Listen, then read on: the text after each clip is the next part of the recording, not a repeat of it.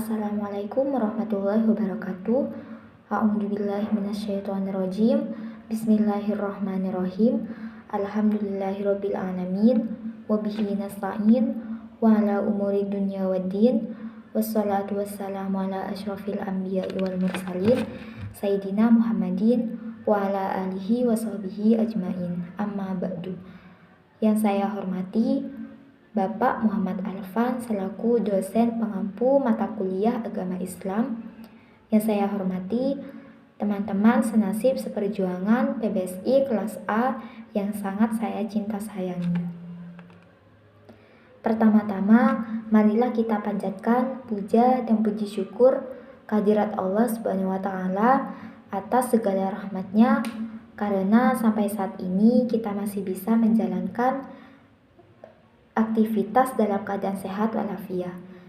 Shalawat serta salam senantiasa kita haturkan kepada baginda kita, yaitu Nabi Muhammad SAW, yang telah menuntun kita dari alam kebodohan menuju alam yang penuh dengan cahaya Islam dan iman.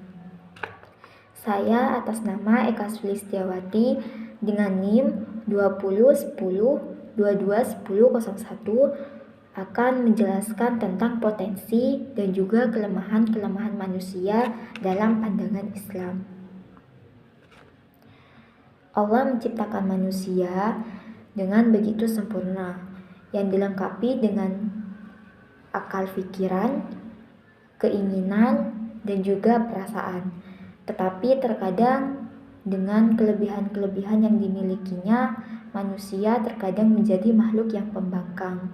Ia lupa akan Tuhannya, lupa akan dirinya, yang ia pikirkan hanya kesenangan-kesenangan hidup di dunia. Sebagian mereka tumbuh sebagai kelompok yang pintar, berilmu, dan juga ambisius, sehingga mereka berlomba-lomba untuk mendapatkan kesenangan, harta, dan juga kekuasaan. Tetapi sebagian manusia lagi lebih memilih untuk menjadi golongan manusia yang bodoh. Fenomena tersebut telah merupakan bagian dari ilmu Allah, sebagaimana yang difirmankan oleh Allah dalam surah Yunus ayat 19 yang berbunyi, A'udzubillahi minasyaitonirrajim. Bismillahirrahmanirrahim. Wa ma kana an-nasu illa ummatan wahidatan fahtalafu walaula kalimatun sabaqat min rabbika laqudiya bainahum fima fihi yakhtalifun, yang artinya, namun itu tidak lain melainkan sebagai satu umat, lalu mereka berselisih. Kalau saja tidak karena suatu kalimat atau konsep yang mendasari, sungguh telah diputuskan di antara mereka tentang apa yang mereka perselisihkan. Akan tetapi tentunya perselisihan dan pembangkangan yang umat manusia perbuat itu bukan termasuk keinginan ya, karena hal tersebut akan merugikan dirinya sendiri dan juga akan merugikan orang lain.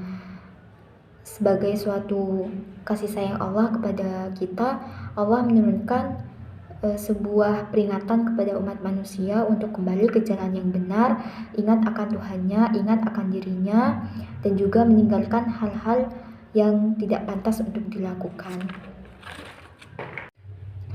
Potensi merupakan sebuah bekal untuk manusia dalam menghadapi semua persoalan-persoalan di dunia. Semua orang pasti memiliki potensi tanpa terkecuali.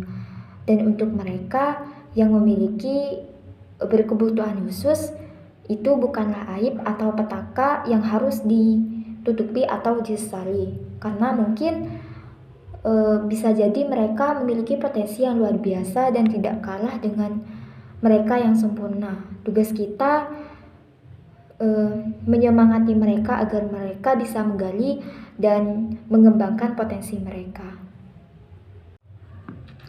Allah menganugerahi 5 potensi kepada manusia.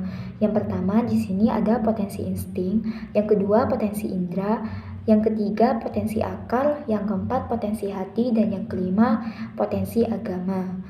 Nah, yang pertama di sini ada potensi insting. Nah, dengan potensi ini kita bisa merespons secara otomatis apa yang ada di sekitar kita. Nah, misalkan contoh, seseorang menangis ketika ia bersedih, tertawa ketika ia bahagia, menjerit ketika ia merasa ketakutan, dan mempertahankan diri ketika ia merasa terancam, seperti itu. Nah, insting ini tidak perlu dilatih karena insya Allah semua orang yang terlahir di dunia ini pasti mempunyai potensi insting ini. Yang kedua, di sini ada potensi indera. Nah, dengan potensi ini kita bisa melakukan yang namanya berjalan, bergerak, dan juga beraktivitas. Namun bagi mereka yang memiliki berkebutuhan khusus, jangan jadikan hal tersebut sebagai keputusasaan di dalam hidup kita. Masih banyak hal-hal positif yang bisa kita lakukan. Dan yang ketiga di sini ada potensi akal. Nah, dengan potensi ini kita bisa berpikir mana yang baik dan mana yang buruk, mana yang harus dikerjakan dan mana yang harus dijauhi. Yang keempat di sini ada potensi hati. Dengan potensi ini kita bisa lebih mempunyai perasaan empati kepada orang lain, bisa toleransi kepada orang lain dan juga bisa menghargai orang lain. Dan yang terakhir di sini ada potensi agama.